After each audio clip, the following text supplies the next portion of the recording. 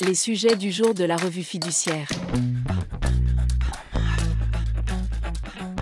Premier sujet de notre JT. Responsabilité de l'exploitant d'un parking. Une femme chute et se blesse alors qu'elle circule dans un parking souterrain. Elle assigne l'exploitant du parking en justice pour demander réparation de son préjudice. La victime fonde sa demande sur la responsabilité délictuelle de l'exploitant. Elle est plus favorable à la victime qui n'a pas à prouver la faute du responsable lorsque le dommage a été causé par une chose qu'il a sous sa garde, tel qu'un sol glissant.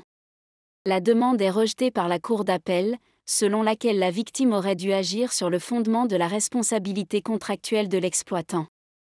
Pour les juges, peu importe la qualité de conductrice ou de passagère du véhicule de la victime, celle-ci est liée par un contrat avec l'exploitant, en tant que piétonne utilisatrice du parc de stationnement.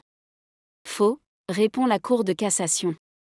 La responsabilité de l'exploitant d'un parking peut être engagée sur le fondement de la responsabilité contractuelle seulement si la victime a contracté avec cet exploitant.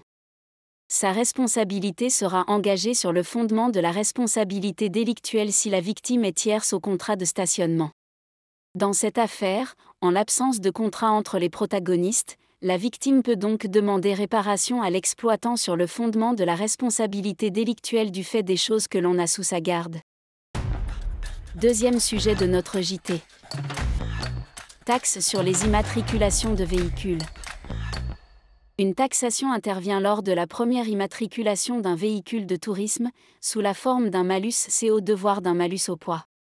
Si l'usager assure la charge effective et permanente d'au moins 3 enfants, il peut obtenir un remboursement d'une partie de ces taxes.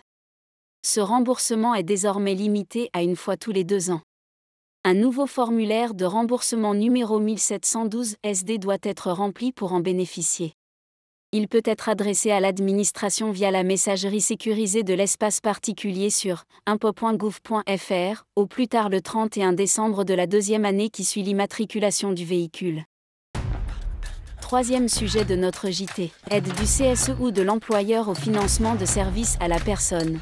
Plafond relevé. Le comité social et économique ou l'employeur peut octroyer une aide financière aux salariés pour leur faciliter l'accès à certains services en exonération de cotisations sociales et d'impôts sur le revenu.